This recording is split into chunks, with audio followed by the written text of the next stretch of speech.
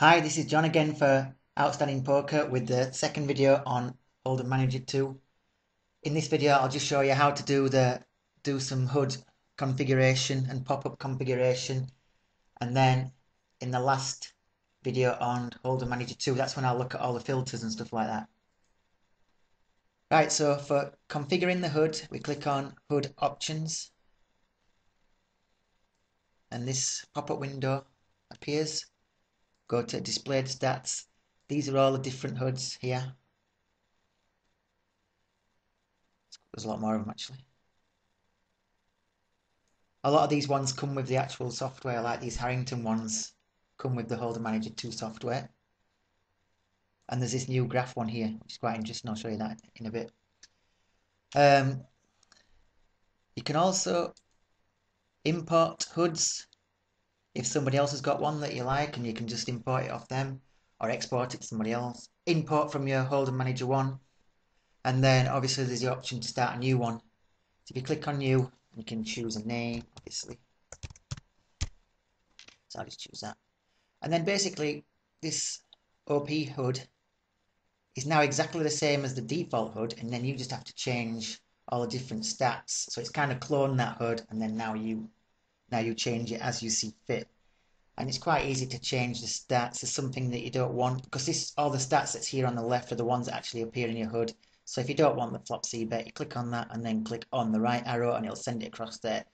If there's some stats that you want from here, like I said, you just click on that and click on the left arrow to send it across there, and then you got the up and down buttons.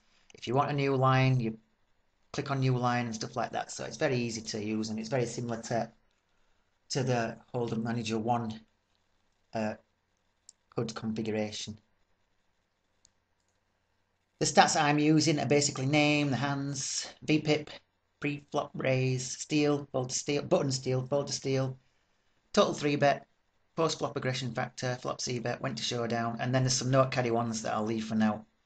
I'll show you what they do in future videos when I get the note caddy sorted out, and I'll be doing a video on note caddy once I get it working properly. There's something wrong with it at the moment. Okay, so once you've figured out which stats you want on your HUD, then go to Stat Appearance.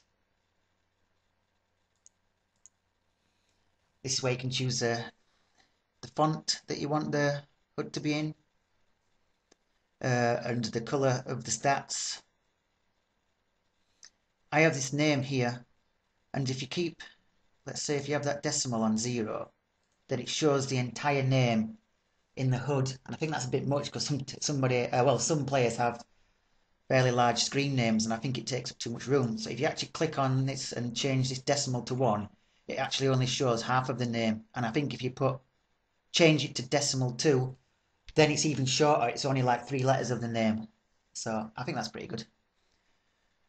And then there's total hands, and then I color coordinate mine, because obviously there's quite a few stats on your HUD, and if you're multi-tabling, then you have to be pretty quick at spotting players that are perhaps playing a bit too loose or such like, or playing a bit too tight, or not playing optimally, right? So what I've changed some of the colours. So here I've got VPIP, and if you see to the right, if it's less than 15, they're VPIP.